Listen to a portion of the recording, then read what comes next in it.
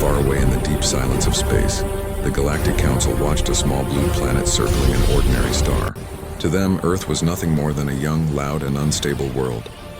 They saw humans fight each other, pollute their air, and argue endlessly over power and land. The Council's archives called humanity an emotional, short-lived species.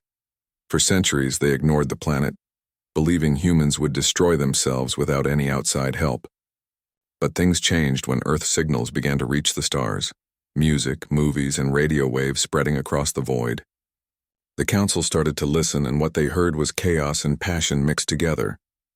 Humans were not fading away. They were growing louder, faster, and more dangerous with every passing year. The Council decided to act. They were made up of dozens of alien civilizations, some ancient, some proud, all convinced they had the right to guide younger worlds. To them, peace in the galaxy was built on control. Every new species that discovered space was brought under the Galactic Peace Accord, a system where the Council ruled, and others obeyed. It wasn't true peace, but it kept order. Now the humans had reached the edge of that order, and the Council believed it was time to bring them under control before they became a threat. The decision was quick. A small fleet was sent to the solar system. They did not come with gifts or friendship, they came with orders. The fleet consisted of massive ships, each glowing with alien light, powered by technology centuries ahead of anything on Earth. When they arrived near the moon, they didn't hide. They wanted to be seen. Cameras from Earth's satellites captured the moment, strange silver shapes blocking the stars. Within hours, every screen on the planet showed the same unbelievable image, proof that humanity was not alone. Panic spread first. Some people screamed in terror. Others fell to their knees and prayed. News stations went wild. Governments held emergency meetings, and people flooded the streets in disbelief. In the skies above, the Council's flagship began broadcasting a signal on all frequencies. The message was calm but cold. It declared that Earth was now under observation by the Galactic Council. The voice that spoke was mechanical and emotionless, translated into hundreds of human languages. It said that humans had grown too fast, too violently, and that their behavior threatened the stability of the galaxy. The message ended with a warning. Earth was to surrender its control of space and technology, or face consequences beyond imagination. On the planet below, leaders gathered in secret. The newly formed United Earth Coalition, a council made up of the most powerful nations, met in a dark underground chamber beneath Geneva. No one had slept in days. The air was thick with fear, but also with something else, pride. The American representative slammed his hand on the table. "They think we're children," he said. The Chinese general beside him nodded. "Then we'll show them what children can do." Around the table, one by one, they agreed. Humanity would not surrender. Meanwhile, on the streets, people watched the alien ships like floating mountains of light. Social media exploded with theories. Some said it was the end of the world. Others said it was the beginning of a new era. But beneath all the noise, something deep and ancient stirred inside people's hearts. Humans had always looked at the stars and wondered who was out there. Now they knew, and those beings wanted to rule them. That realization lit a fire in every soul. In a military base hidden in the desert, a group of scientists and officers gathered around a screen showing the alien fleet. One of the scientists, a woman named Dr. Elena Vargas, whispered, "They think we're weak because we fight each other. But they don't understand, that's why we survive." Her words spread among the team, and soon, through secret channels, they reached the leaders of the world. The Council's arrogance had united humanity in a way no war, no treaty, no religion ever could. For the first time in history, there were no borders, no enemies among nations. Resources were shared, knowledge flowed freely, and scientists who once competed now worked side by side. The threat from the stars had forced humanity to look inward and realize their greatest strength wasn't technology or numbers. It was their ability to adapt, to rise when cornered. Above the planet, the alien fleet waited. The Council's observers watched the humans with quiet amusement. They expected surrender within days. They had seen it before. Dozens of worlds far more advanced than Earth had fallen to fear. But Earth was different. Its people were unpredictable, emotional, and relentless. When the Council's diplomats sent another message, demanding a sign of obedience, they received silence. No surrender, no reply. Only silence. That silence was not a sign of weakness. It was the calm before the storm. In the weeks that followed, something invisible began to happen on Earth. Underground facilities buzzed with activity. Nations that once distrusted each other now shared secret blueprints. Engineers reverse-engineered the alien probe that had landed during the first encounter. It was the size of a car but held technology that could change everything. Within days, the best minds on Earth began to understand how the alien systems worked. Humanity's learning speed shocked even themselves. The Galactic Council's commanders noted unusual power readings on Earth's surface but ignored them. "They are only primitive," one of them said. "They can do nothing." But in labs hidden beneath mountains, scientists were creating new kinds of energy shields, high-speed projectiles, and advanced communication systems. Every discovery was made with one goal: to protect their world. The people of Earth carried on with life, but something inside them had shifted. Children drew pictures of alien ships being destroyed. Soldiers trained harder. Civilians donated money to defense programs. Humanity, once fractured, was now united by a single word: survival. On the Council's flagship, a tall alien named Serthun, the fleet commander, stared at Earth's blue glow from the command deck. His assistants asked if they should proceed with the ultimatum. He nodded slowly. "Send it," he ordered. "Let them understand mercy before destruction." The transmission was sent. It gave humans 72 hours to respond. On Earth, the coalition listened in silence. They had already made their choice. No reply would be sent. Instead, they prepared for what was coming. The countdown began, not in fear, but in determination. Families said goodbye to each other. Soldiers took oaths. Scientists whispered prayers over their machines. The alien fleet thought they had all the power in the universe. What they didn't know was that humans had something far stronger than advanced weapons. They had resolve, courage, and the unbreakable will to fight for home. When the last day of the ultimatum came, the alien ships powered their weapons. The Council's orders were clear. If the humans did not surrender, Earth would face an orbital strike to cripple their defenses. But as the command was given, strange signals began to appear across the fleet's systems. Something or someone was hacking their communication channels. Static filled their displays and human voices started echoing through their networks.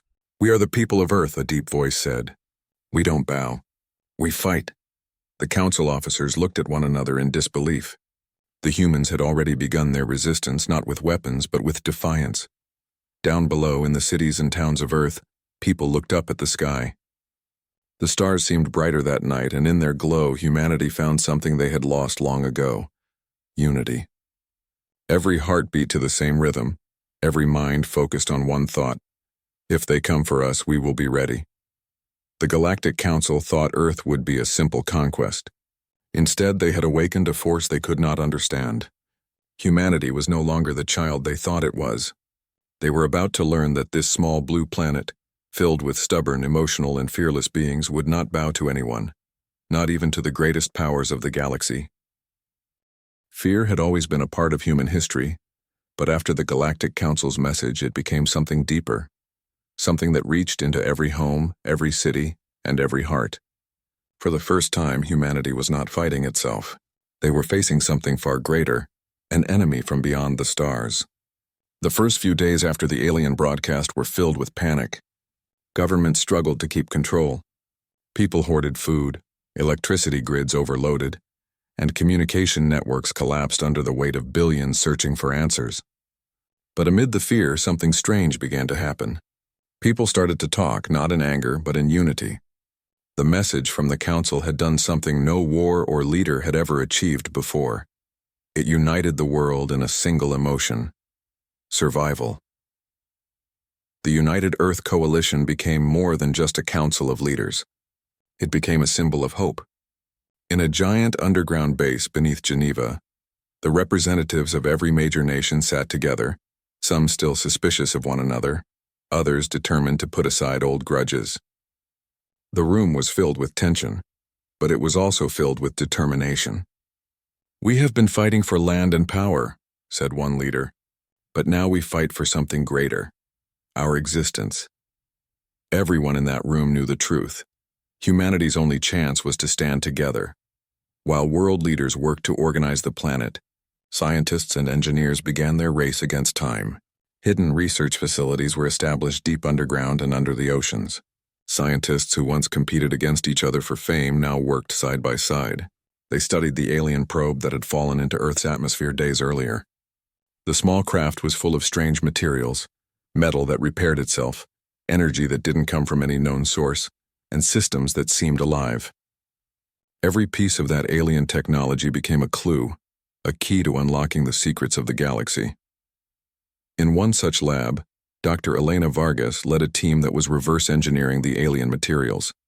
Her team worked for days without sleep, trying to understand how it all worked. "They think we are children playing with sticks," she said one night, staring at the glowing core of the alien engine. But children learn faster than anyone. Word spread across the research network and became a quiet slogan whispered in labs all over the planet. Factories that once produced cars and electronics were now building new machines, satellites, drones, railguns, and experimental defense systems. The world's economies shifted overnight. Every resource, every ounce of energy was redirected toward survival. People worked not for money but for purpose. Miners dug for rare metals needed for defense shields. Programmers built AI systems to monitor alien movements. And even artists painted murals of unity to keep spirits high. Humanity was transforming at an incredible speed. In orbit, the alien fleet watched the planet below. The Galactic Council's observers sent regular reports to their leaders, describing the humans' activities as erratic and desperate. They laughed at Earth's attempts to prepare. "Let them build their toys," one alien commander said. "They can't fight the Council." But those toys were becoming something far more dangerous than they imagined. On Earth, the coalition had divided its strategy into three parts: defense, communication, and retaliation. Defense meant turning Earth itself into a shield. Communication meant finding ways to intercept or block alien transmissions. Retaliation was still a dream, but one that engineers refused to abandon. "If they strike us," one general said, "we strike back no matter the cost." In an abandoned Russian missile silo, engineers were testing new propulsion systems built from fragments of alien technology. The tests were dangerous. One explosion wiped out an entire facility. But every failure taught them something new. They learned faster than any species the Council had ever seen. Within weeks, Earth satellites had been refitted with tracking systems capable of detecting alien ships moving at faster than light speeds. Meanwhile, ordinary people began to change too. The panic that once filled the streets faded into a quiet determination. People volunteered for civil defense, farmers donated crops to military bases, and students joined research programs to help in any way they could. The Internet, once a place for argument and chaos, became a lifeline for coordination and information sharing. Every human felt connected in a way they never had before. Television broadcasts changed tone. No longer did they talk about wars or politics. Instead, they told stories of courage, of doctors working in underground hospitals, of soldiers training under impossible conditions, of children sending letters to the troops. Humanity had turned its fear into fuel. The alien threat had shown them that their survival depended not on technology alone, but on their unity. In the deserts of Nevada, a secret military base known only as Aegis 1 began a project that would soon become legendary. Using a combination of human and alien technology, they created the first prototype of a global defense shield. It wasn't perfect, but it was a start. When the generator first activated, a beam of blue light shot into the sky, forming a thin protective layer in the upper atmosphere. The world watched in awe as scientists announced, "Earth now has a sky that fights back." The Council observed all this and began to grow uneasy. Their analysts warned that the humans were adapting too fast. "This rate of progress is unnatural," one alien strategist said. "They should not be able to reverse engineer our systems this quickly." The High Speaker dismissed the concerns. "Let them struggle. It will make their fall more complete." But deep down, even he was worried. Humanity was not behaving like any other species they had encountered. Back on Earth, tensions still existed. Old rivalries sometimes resurfaced, but each time they did, people quickly remembered the larger threat hanging above them. "There is no East or West anymore," said an elderly scientist during a broadcast. "There is only Earth." Those words became another symbol of the new human era.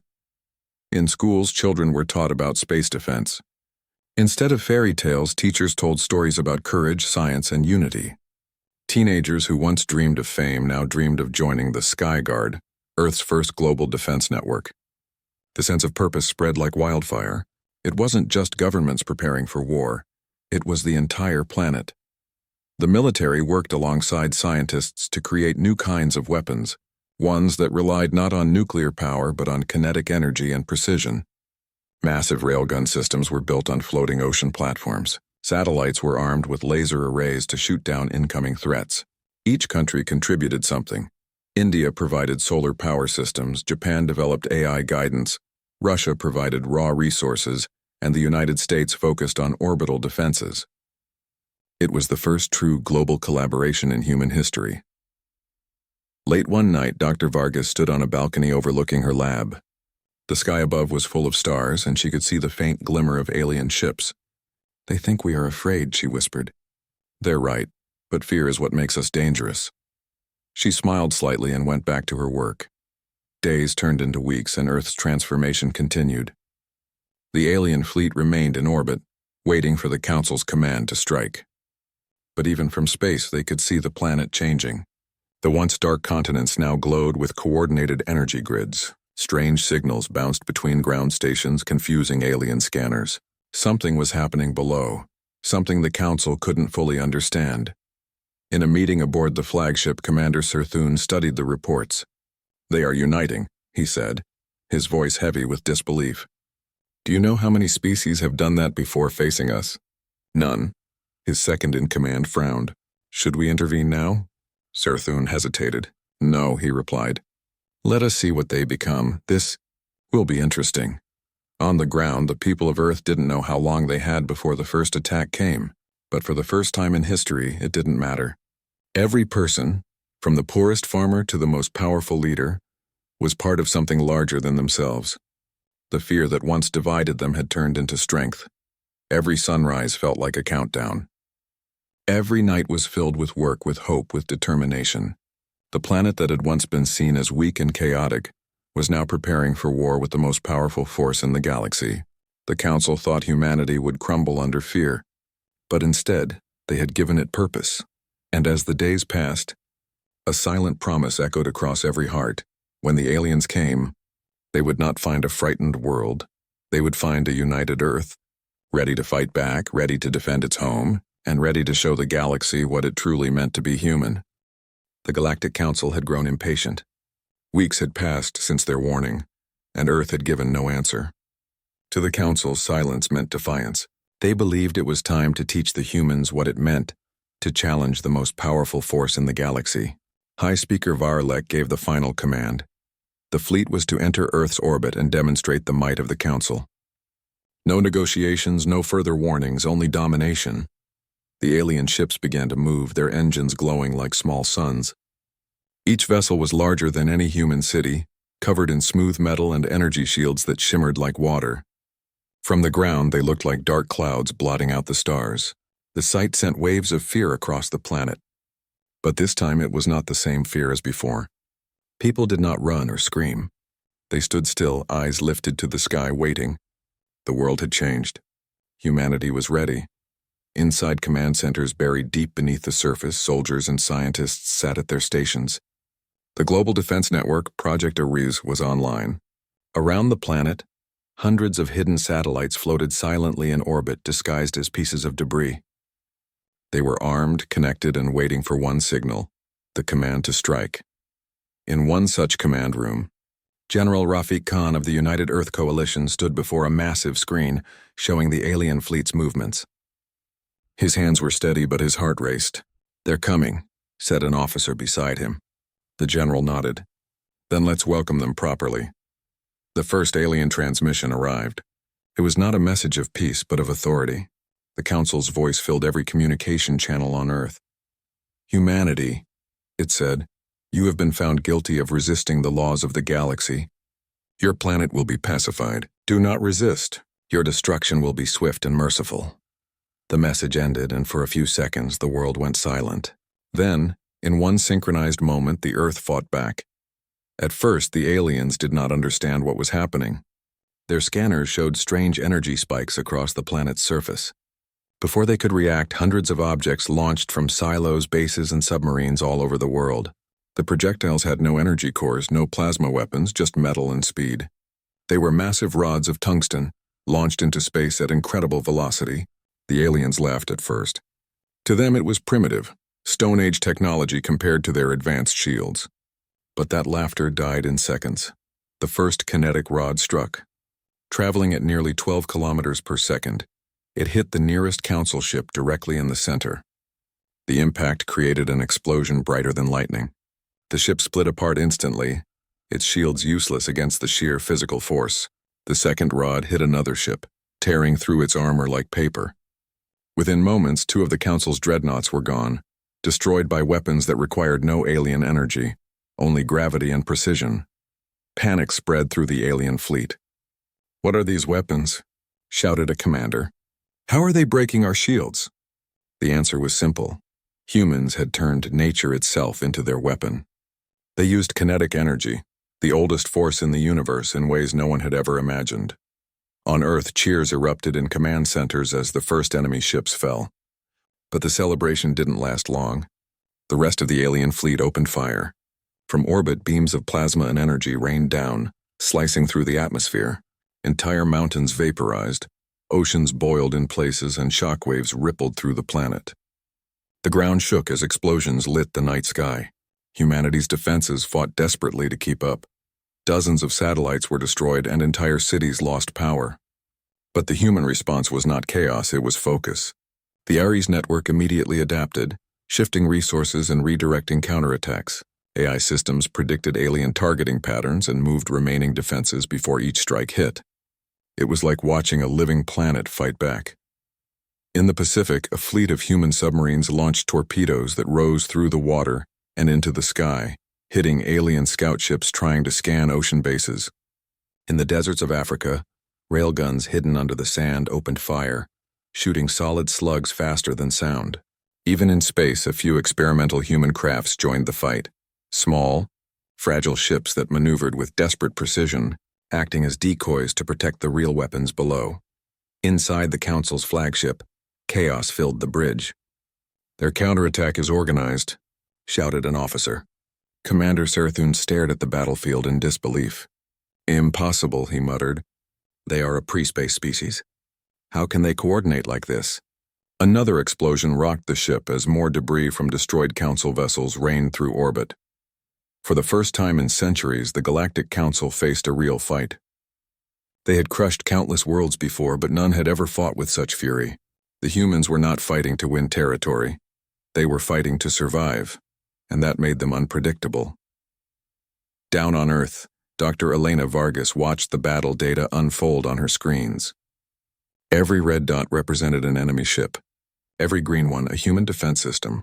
Her team was exhausted, yet they worked non-stop, rerouting power to shield generators and calculating new trajectories for the next wave of kinetic strikes. "We can't let them recover," she said. "If they regroup, we're finished." General Khan's voice came through the radio. "Do it, hit them again." Across the planet, hidden silos opened once more. The second wave launched, faster, stronger, deadlier. These projectiles weren't just falling from Earth. They were being guided by the Ares AI to strike precisely where the alien ships were weakest. The results were devastating. Another 3 Council warships exploded in orbit, their remains burning across the sky like meteors. People around the world looked up and saw streaks of light raining down. Some thought it was the end of the world. Others realized it was the beginning of victory. But victory came with a price. In Europe, several alien plasma beams struck populated areas. Cities like Berlin and Warsaw were hit, leaving millions without homes. Hospitals overflowed, communication lines broke down, and the world's power grids trembled under the pressure. Still, no one gave up. Every scientist, every engineer, every soldier knew what was at stake. Humanity's spirit refused to break. In orbit, the Council's remaining ships tried to retreat and regroup, but their systems were damaged. Human hackers had found a way to jam their communication frequencies, using a modified version of old Earth technology, radio waves. The aliens couldn't believe it. "They're jamming us with analog signals," one shouted. It was humiliating, and yet it worked. Commander Serthun finally gave the order. Fall back. We must report to the Council. But it was too late for many of them.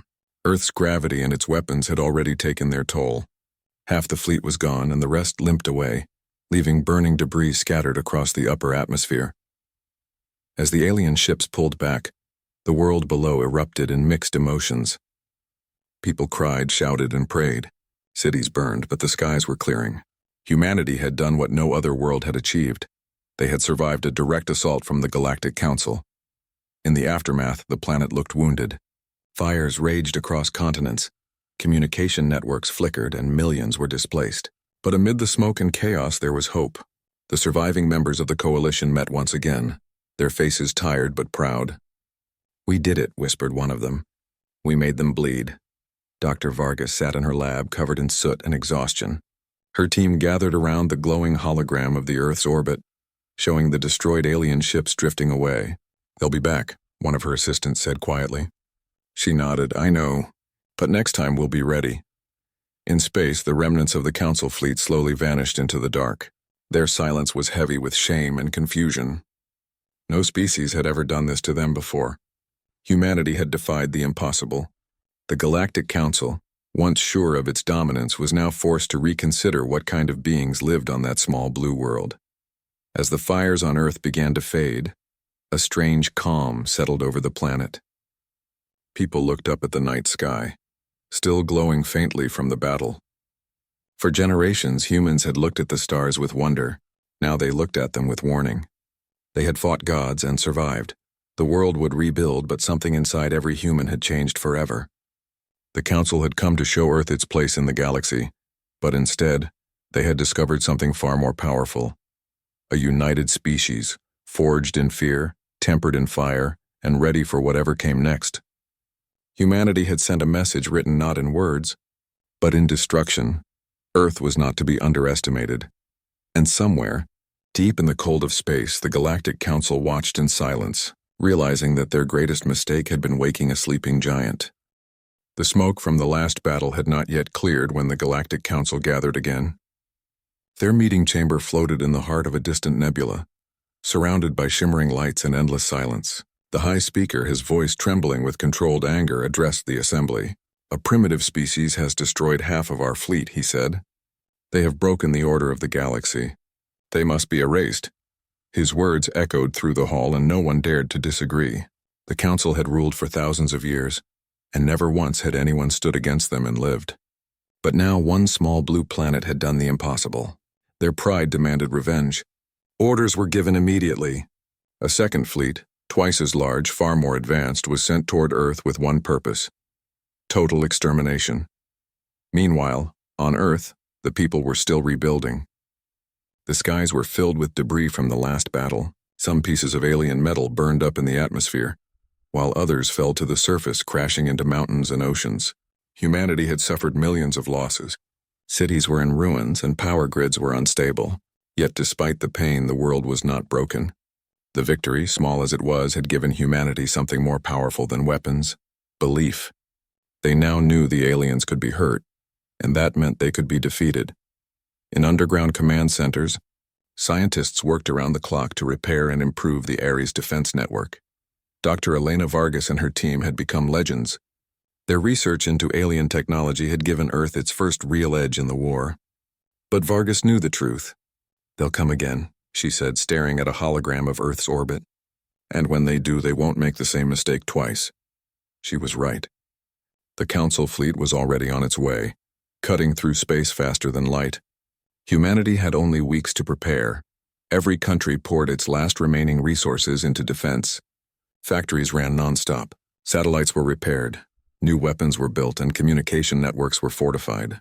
Engineers invented new shielding systems based on energy readings taken from destroyed alien ships. This new project was called Ares Protocol 2. It was not just a weapon. It was an intelligent defense system, powered by an artificial mind capable of learning and predicting enemy tactics in real time. It was designed to control every defense satellite, missile, railgun, and drone on the planet simultaneously. The Ares AI was activated in a secret chamber beneath Antarctica. Its core glowed bright blue, pulsing like a heartbeat. When the system came online, its first words echoed through the control room. Defense grid synchronized. I am ready. The scientists cheered, but Dr. Vargas only smiled faintly. Let's hope you are, she whispered. The world prepared for war again. Across the planet, soldiers trained, engineers worked, and civilians volunteered to help rebuild. Even children gathered scrap metal from destroyed alien wreckage, bringing it to workshops where it was melted and reused. Every person on Earth had a role. It didn't matter what nation or religion they belonged to. All that mattered now was survival. Then one night, as the world held its breath, the alien fleet arrived. The sky filled with strange lights as massive ships slipped out of hyperspace. Their shadows covered continents. From space, the fleet looked like a swarm of glowing blades surrounding the planet. The Council had come not to conquer, but to annihilate. Alarms rang across the world. The area system came alive, connecting every weapon on Earth into one vast network. In command centers, operators shouted coordinates and status reports. Targets locked, said a voice. Power grid stable.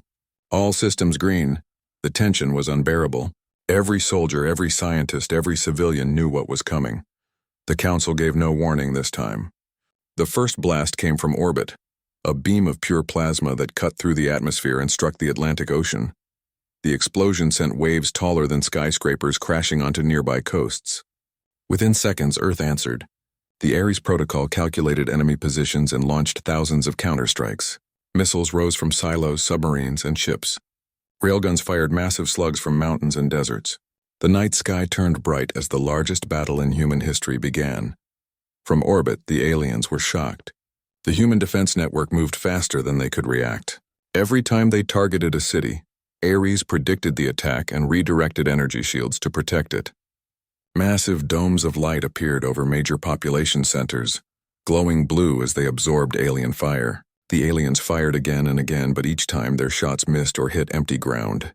Their defense system is adapting, shouted an alien officer aboard the Council flagship. It's reading our movements. The humans didn't just defend, they attacked. Ares coordinated hundreds of strikes, focusing fire on the weakest ships. One by one, Council cruisers were hit by coordinated barrages of missiles and railgun shots. The AI adjusted trajectories in real time, predicting enemy movements with terrifying accuracy. For every ship that managed to survive, 2 more were destroyed. Down on Earth, Dr. Vargas monitored Ares from her lab. Her eyes never left the screens. Increase energy flow to the southern grid, she ordered. Shield integrity at 60%. Technicians rushed to comply, sweat dripping down their faces. Power plants across the world were pushed to their limits. Cities darkened as their energy was diverted to the defense systems. People watched from their windows as the sky flashed with explosions. It looked like the heavens themselves were at war. In space, the alien fleet struggled. Their ships, built for domination, were never designed to fight a planet that could think and react as one. The human defense grid confused their sensors and jammed their communications. The once confident commanders shouted in panic. We are losing formation, one cried. Their ground weapons are too precise.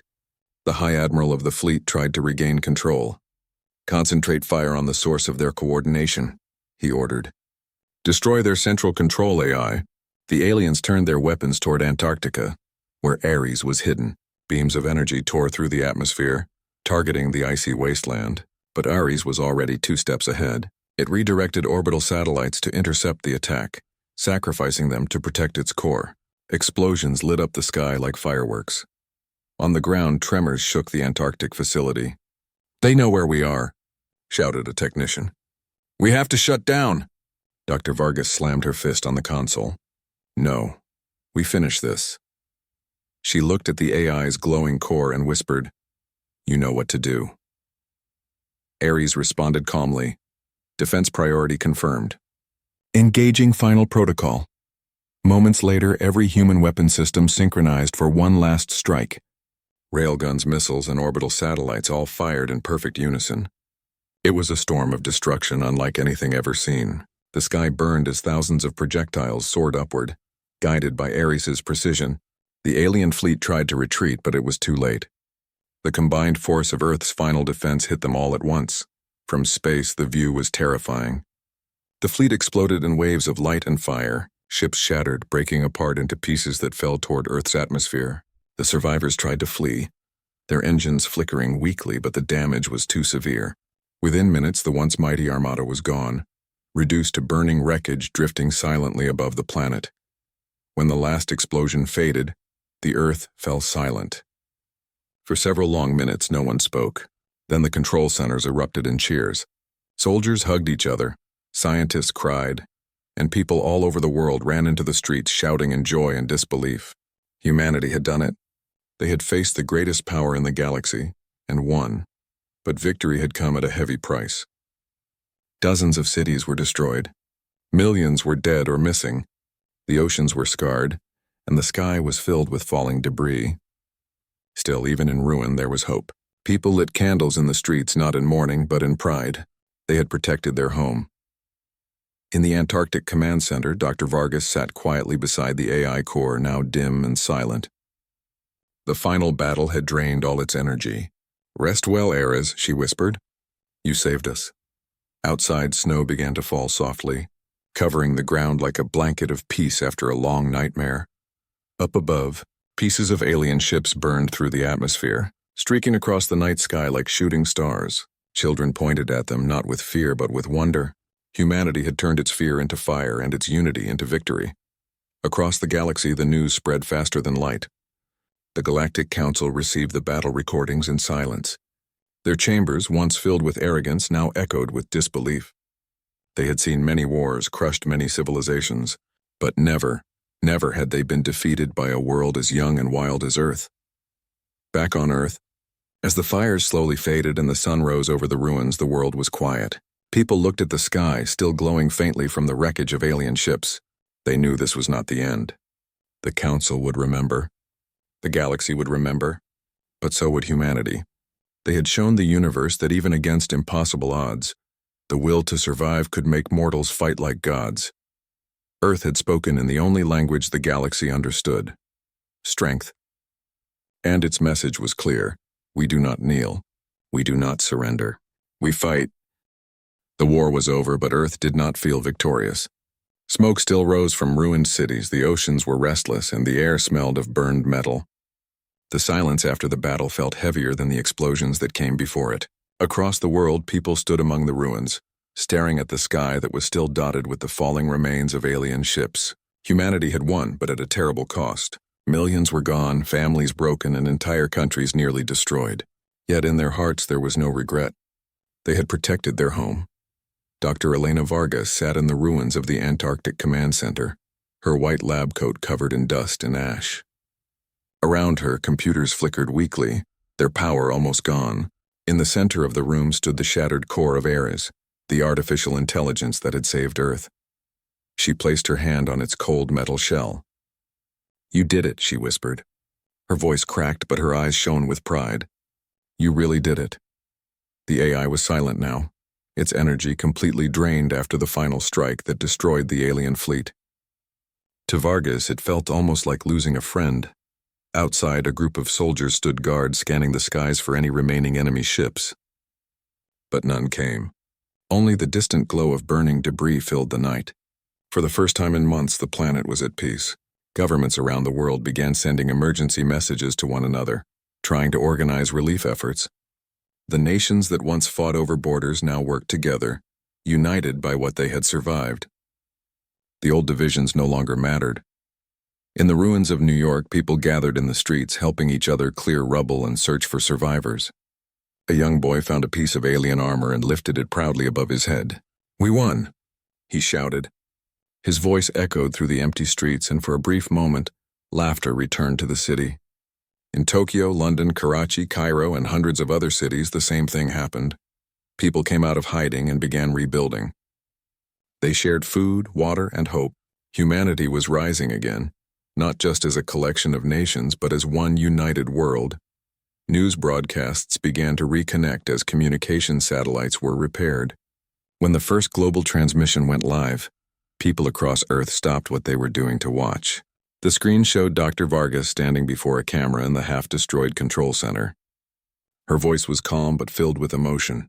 "This victory belongs to everyone," she said. "Not to one country, not to one army, but to every man, woman, and child who refused to give up. We stood together and showed the universe that humanity will never kneel. Her words spread across the world like light. People cried, cheered, and held each other tightly. But far away in the heart of the galaxy, the Galactic Council was in chaos. Their once proud leaders now sat in silence as images of the destroyed fleet played on giant screens. The High Speaker slammed his fist against the table, his voice shaking with anger. "How could this happen?" he shouted. "How could a single world defy us?" No one answered. Some of the alien delegates lowered their eyes, unable to face him. The Council had never lost before. They had destroyed countless civilizations, enslaved entire worlds. But Earth had fought back and survived. One of the younger Council members finally spoke. "They are not like the others," he said quietly. "Humans, they fight differently. They learn, they adapt, and they never stop." The room fell silent again. The High Speaker glared at him but did not respond. Deep down, even he knew it was true. The humans had something that no other species possessed. A fire that burned brighter under pressure. A will that refused to break. Across the galaxy, other species began to whisper. The story of Earth's victory spread quickly through trading routes and communication channels. On distant planets, people spoke of the Death Worlders, a name that the aliens had once used as an insult. Now it carried fear and respect. The humans had become a legend. They were no longer seen as weak or primitive. They were the species that stood alone against the might of the Council and won. Back on Earth, months passed. The rebuilding continued slowly. Ruined cities became construction sites filled with hope. Alien wreckage was studied carefully by scientists who turned the enemy's technology into tools for the future.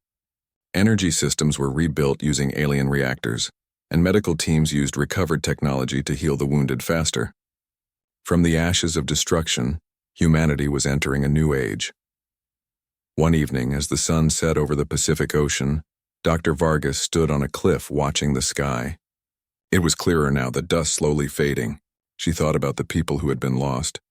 The soldiers who fought bravely, the civilians who never gave up, and the AI that gave its life to protect them all. "We paid a high price," she said softly, "but maybe now we can finally live in peace." As she spoke, a soft beeping sound came from the small communication device on her wrist. It was an old signal, one she hadn't heard since the war ended. The screen flickered, showing a faint blue glow. Her eyes widened. "Aries," she whispered. The voice that replied was weak, almost like a whisper in the wind. "System partially restored. Humanity safe?" Vargas smiled through her tears. "Yes," she said. "We're safe." The AI's voice faded again, but the light remained, glowing faintly. Far above Earth, among the debris of the destroyed alien fleet, a few satellites still drifted silently. One of them detected the faint signal from Ares and relayed it across the sky. The data spread through the stars, reaching faraway systems. Somewhere deep in space, a hidden probe picked up the transmission and sent it back toward an unknown location. Someone or something was listening. Weeks later, the Galactic Council received strange readings from the edge of the Milky Way. The humans had begun exploring the remains of the Council's destroyed fleet. They were learning, adapting, building ships of their own using alien technology. The Council watched in disbelief as the images arrived. Massive construction sites in orbit, human engineers working on new starships. "They are rebuilding," said one Council member. "No," corrected another. "They are preparing." The High Speaker turned toward the stars on the viewing screen, his eyes filled with a mix of anger and fear. "They are not content with defending their world," he said. "They are coming for us." On Earth, humanity's spirit was stronger than ever. The United Earth Alliance was formed, a single organization made up of leaders from every nation, dedicated to protecting the planet and exploring the stars. The first interstellar fleet was already in the making, named after the fallen AI, Project Ares. Its mission was clear, to ensure that never again would humanity be caught unprepared. Children studied stories of the war in schools. They learned about how their ancestors united against an unstoppable enemy, how they fought with courage and intelligence, and how they survived against all odds. The phrase "Earth stands" became a symbol of strength and unity. It appeared on flags, monuments, and songs. For the first time in history, humanity truly felt like one species, not divided by borders, but connected by shared survival. Dr. Vargas continued her work, now leading a team of scientists dedicated to space defense and exploration. Every night she visited the restored AI core. The technicians had managed to reactivate a small part of Ares's memory. One day, she said to the glowing core, "You'll see the stars with us," and so years passed. Earth healed, but it never forgot. The scars of the war remained, reminders of both pain and triumph. People looked at the night sky differently now, not with fear but with determination. They knew the universe was dangerous, but they also knew they could survive it. Then, one quiet night, a faint signal appeared on the deep space scanners. It was coming from far beyond the galaxy's edge. The pattern was familiar, alien in origin but weak, almost like a distress call. Dr. Vargas received the data and stared at it for a long time. "They're out there," she said softly. "The Council is still watching us." But instead of fear, she felt calm.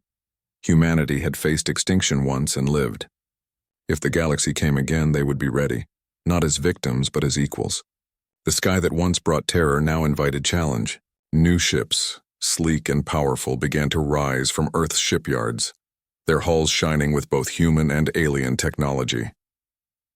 As one of the new starships launched, the people below watched with pride. The engines roared, lighting up the sky. A banner on its side read, "Project Ares, Humanity's Shield." Dr. Vargas looked up as the ship disappeared into the stars. For a long time she said nothing. Then with a small smile she whispered, "Let them come." The galaxy had thought Earth would fall. Instead, Earth had risen higher than anyone imagined. And now, the humans were no longer just defending their planet. They were stepping into the universe, stronger, wiser, and ready for whatever waited among the stars. In the deep silence of space, even the Council knew one truth. The world they tried to destroy had become a force that would change the fate of the entire galaxy forever. Earth was no longer just a planet, it was a warning. A reminder that sometimes the smallest spark can ignite the fiercest fire in the universe.